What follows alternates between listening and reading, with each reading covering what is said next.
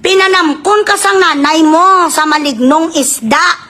Hindi ka mistisa katulad ni Sarah Zimmerman. Wala komparison tagahawak yalang kadiyo na bayaran mo na si Motherlos ng 200,000 nga utang mo huy alpot dyan magno. Inutangan mo si Motherlos ng 200,000 tapos nagalit-galitan ang iyo di putay.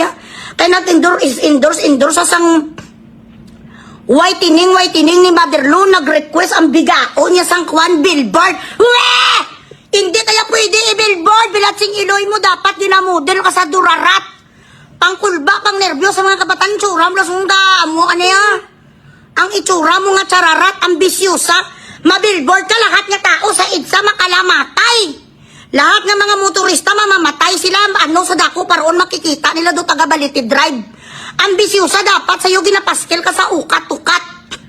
Ang itsura mo daw kulam ka, nagalit sa kay Motherlo. Ang sabi sa akin ni Motherlo, abuloy niya lang daw sa'yo ang 200,000. Palautang ka man nga scammers, ambisyosa.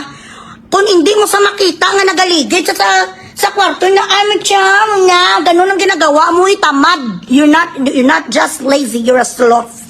That is next level laziness.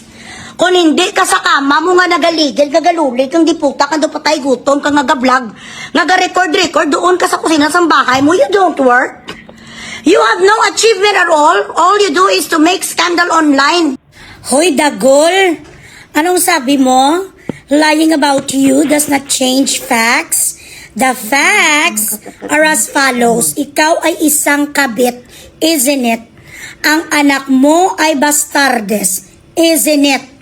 Inagaw mo ang isa kaparak or military army ng pangalan niya si Wilhelm. Correct? Hindi ba ang bilatsing iloy mo nung nag-post ang asawa niya ni Wilhelm na si Titsi ng picture ng lalaki just to spite the wife? What did you do? Pinost mo rin ang kirido mo na nakasandal ang kanyang ulo sa paa mo. Ganun ka kagarapal. Ganun ka kabutakal nga gabunan. What do you mean lies about you? I am only describing you, my dear. Bakit hindi mo aminin sa mga tao na ikaw ay puta-puta? Yun ang titulo mo.